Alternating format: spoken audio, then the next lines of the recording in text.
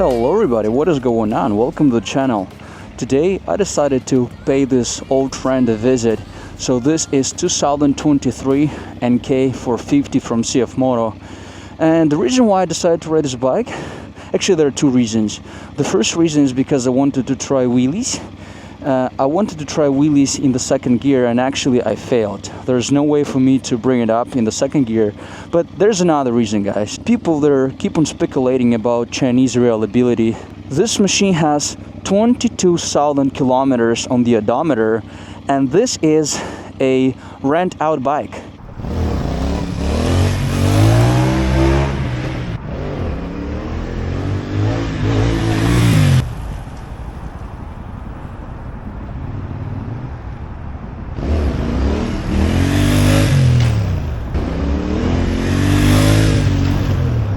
As I'm doing my first gear wheelies, the bike feels way too stiff.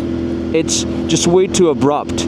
It comes up super fast. As you slam the bike upon the asphalt many times over, you understand that actually the front suspension is rather rigid, especially if you use the rear brake to come down. So over time, if you're practicing your wheelies, your hands, your elbows would feel pretty tired, I would say. But the suspension is still very resilient.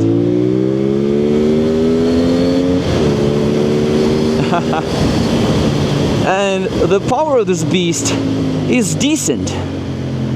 Yeah, the guy, what is he doing on my line? Speaking about the reliability, I would definitely tell you guys that I believe that this CFMOTO NK450 is more reliable than, let's say, KTM 390 Duke.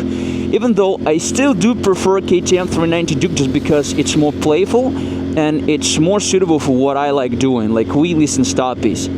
It's better for that job, but again, this bike would be more reliable.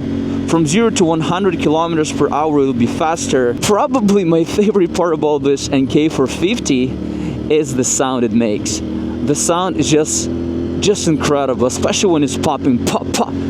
It's reminiscent of NK800, and honestly, this was probably one of my favorite features of NK800, and this bike shares this feature, so I like the sound it makes so much. I tried to do some wheelies in the first gear, unfortunately, because second gear was way too... I could not lift up the front wheel with the second gear, and people were telling me that, yeah, dude, just give more gas. I was trying, guys, and no matter what I did, not a single time did I manage to lift this freaking front wheel from the asphalt. But in the first gear, if you would manage this power, if you'll get used to this, I don't know, abruptness, if this is even the word, this bike would be pretty cool. I would say that this would be a good stunt bike if you already know how to do it, but if you just want to learn, the first gear is just way too jerky, and you have to be really skillful to bring it up in the second gear. So if we're talking about the fastest bike from the class, this is your option. This bike would be the fastest. This bike sounds the best.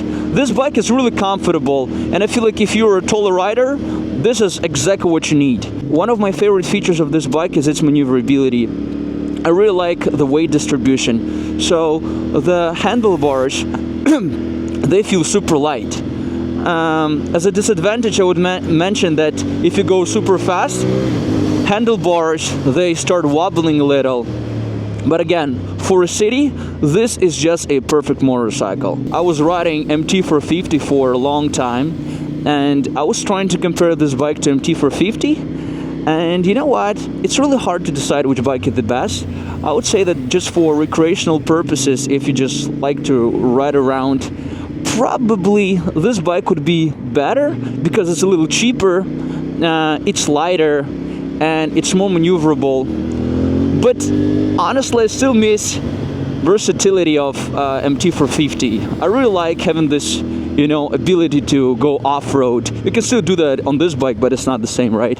And on MT450, you can turn off rear ABS just by pressing a button, which is a big advantage for me. But in general, guys, this bike is super fun. I like it a lot. So as we can see, 22,000 kilometers is no problem for this bad boy. We are very reliable. We don't have any problems so far. Again, guys, you need to understand, we're not talking about 22,000 kilometers on the highway. We're talking about 22,000 kilometers in a city where different people riding this bike where people were trying to do wheelies, people were dropping this bike all the time, people didn't know how to ride the bike, people were learning how to do that on this bad boy. So this bike has been through a lot, and yet it feels almost like a new bike. Again, I would argue that we still have some extra vibrations compared to the new bike, but it's pretty much the same. And honestly, as I ride my SR675 in a city, I would probably say that sometimes I miss this, up straight ergonomics. I miss this really nice bottom and torque, even though on SR675 bottom and torque is really good and that bike is so much faster. But there's something about naked bikes. I'm just a big fan of naked bikes. And this bike, oh shoot guys, it's so good in every single way. The dash is perfect, it's really easy to understand, the throttle is pretty nice and responsive, brakes are cool, ABS isn't too bad as well. So this is a very sweet spot. It's a very comfortable motorcycle, very fast, the fastest motorcycle in a class. Official acceleration from 0 to 100 is like what, 4.1 seconds? So it's really fast. You can do stunts, but as I've told you, I believe that if you want to learn how to do wheelies and stunts, this is not the best bike. But if you already know how to do it, like, this would be pretty cool.